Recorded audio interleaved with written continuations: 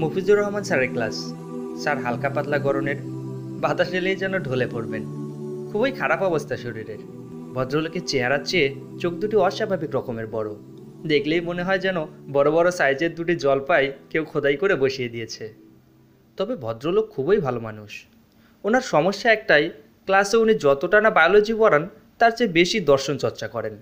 ধর্ম কোথা থেকে এলো, ঠিক কবে থেকে মানুষ ধার্মিক হওয়া শুরু করলো, ধর্ম আদতে কী আর কি নয়, এসবই তার আগ্রহ ও আলোচনার কেন্দ্রবিন্দু।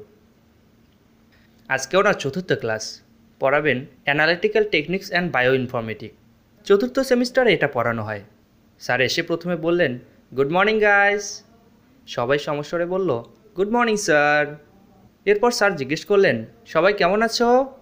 স্যারের আরও একটি ভালো দিক হলো উনি ক্লাসে এলে এভাবেই সবার সঙ্গে কুশল বিনিময় করেন। সাধারণত হায়ার লেভেলে যেটা সব শিক্ষক করেন না। তারা রোবটের মতো ক্লাসে আসেন, যন্ত্রের মতো লেকচার দিয়ে বেরিয়ে যান। সেদিক থেকে মফিজুর রহমান নামের এই ভদ্রলোক অনেকটা অন্যরকম। আবারও সবাই সমস্যার উত্তর দিল, কিন্তু গোলমাল বাঁধল এক জায়গায়। শিক্ষার্থীদের মধ্যে কয়েকজন উত্তর দিয়েছে, আলহামদুলিল্লাহ, ভালো। স্যার কপালের ভাঁজ একটু দীর্ঘ করে বললেন, আলহামদুলিল্লাহ বলেছ কে কে? অদ্ভুত প্রশ্ন, সবাই থমথম খেলো। একটু আগেই বলেছি স্যার একটু অন্যরকম।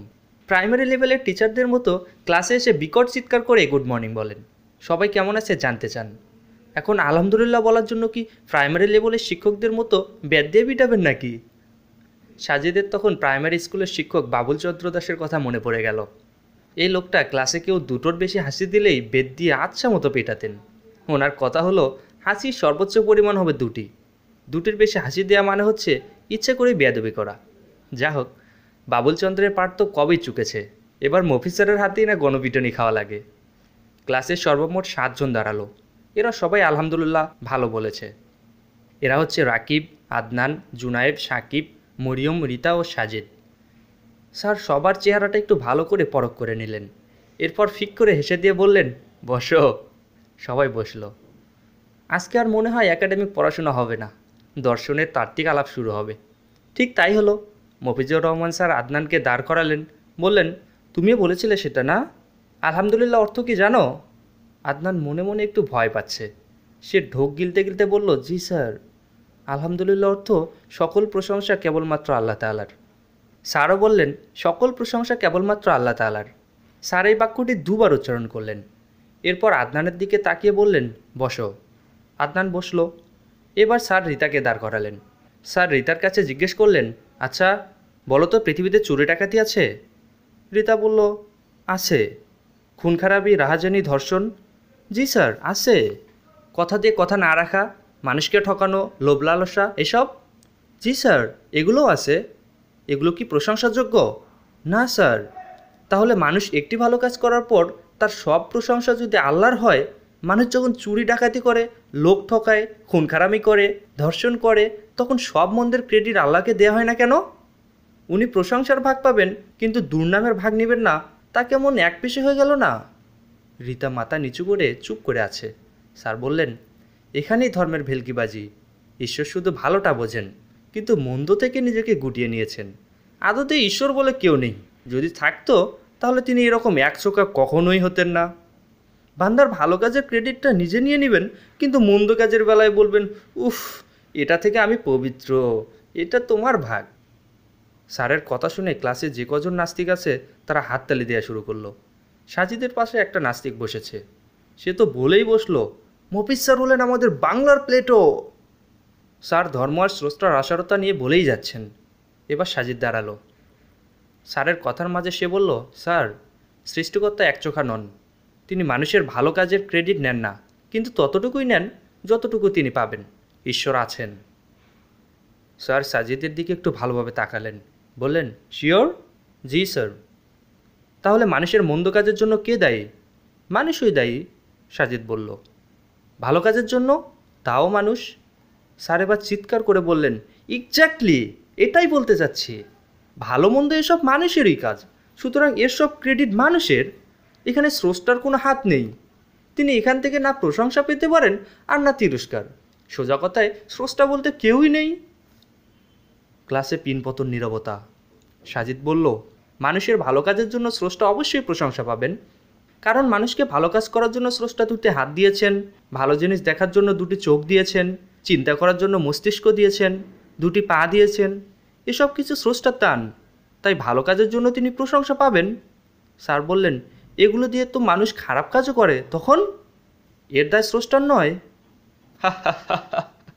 তুমি খুব মজার মানুষ দেখছি হে, একই সাথে কিছুটা বোকাও বটে। সাজিদ বলল, স্যার, স্রষ্টা মানুষকে একটি স্বাধীন ইচ্ছাশক্তি দিয়েছে। এটা দিয়ে সে নিজেই নিজের কাজটি ঠিক করে নেয়, সে কি ভালো করবে নাকি মন্দ করবে।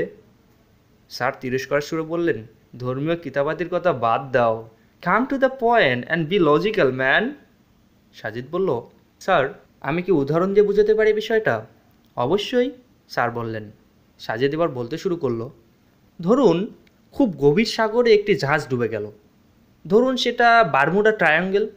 কোনো ডুবুরির পক্ষে সেখানে ডুব দিয়ে জাহাজের মানুষগুলোকে উদ্ধার করা সম্ভব হচ্ছে না। এই মুহূর্তে ধরুন সেখানে আপনার আবির্ভাব ঘটল। আপনি সবাইকে বললেন, আমি এমন একটি যন্ত্র বানিয়ে দিতে পারি যেটা গায়ে লাগিয়ে যে কোনো মানুষ খুব সহজেই ডুবে যাওয়া মানুষদেরকে জাহাজ থেকে উদ্ধার করতে পারবে, ডুবুরির কোনো রকম ক্ষতিও হবে না। স্যার বললেন, তো? ধরুন আপনি যন্ত্রটি তৎক্ষণাৎ বানালেন এবং একজন ডুবুরি সেই যন্ত্র গায়ে লাগিয়ে ডুবে যাওয়া মানুষগুলোকে উদ্ধার করতে সাগরে নেমে পড়ল। ক্লাসে তখন একদম পিনপতন নীরবতা, সবাই মুগ্ধ শ্রোতা, কারো চোখের পলকেই যেন পড়ছে না। সাজিদ বলে যেতে লাগলো, ধরুন ডুবুরিটা ডুব দিয়ে ডুবে যাওয়া জাহাজে চলে গেল। সেখানে গিয়ে সে দেখলো মানুষগুলো হাঁপসাপ করছে। সে একে একে সবাইকে একটি একটি করে অক্সিজেন সিলিন্ডার দিল, তাদেরকে একজন একজন করে উদ্ধার করতে লাগলো। স্যার বললেন, সাজিদ বলছে, ধরুন সব যাত্রীকে উদ্ধার করা শেষ, বাকি আছে মাত্র একজন। ডুবুরি যখন শেষ লোকটাকে উদ্ধার করতে গেল তখন দেখলো এই লোকটাকে সে আগে থেকেই চেনে। এটুকু বলে সাজিদ স্যারের কাছে প্রশ্ন করলো, স্যার, এরকম কি হতে পারে না? স্যার বলল, অবশ্যই হতে পারে। লোকটা ডুবুরির আত্মীয় বা পরিচিত হয়ে যেতেই পারে, অস্বাভাবিক কিছু নয়। সাজিদ বলল, জি। ডুবুরি লোকটাকে চিনতে পারল। সে দেখলো এটা হচ্ছে তার চরম শত্রু। এই লোকের সাথে তার দীর্ঘদিনের বিরোধ চলছে। এরকম হতে পারে না স্যার? হ্যাঁ, হতে পারে। সাজিদ বলল, ধরুন ডুবুরির মধ্যে ব্যক্তিগত হিংসাবোধ জেগে উঠল। সে শত্রুতাবশত ঠিক করলো যে এই লোকটাকে সে বাঁচাবে না, কারণ লোকটা তার দীর্ঘদিনের শত্রু। সে এই চরম সুযোগে প্রতিশোধ পরায়ণ হয়ে উঠল। ধরুন ডুবুরি ওই লোকটাকে অক্সিজেন সিলিন্ডার তো দিলই না, উল্টো উঠে আসার সময় লোকটার পেটে একটা সজোরে লাথি মেরে এলো। ক্লাসে তখন পিনপতন নীরবতা চলছে, সবাই সাজিদের দিকে এক দৃষ্টিতে তাকিয়ে আছে। স্যার বলল, তো তাতে কি প্রমাণ হয় সাজিদ?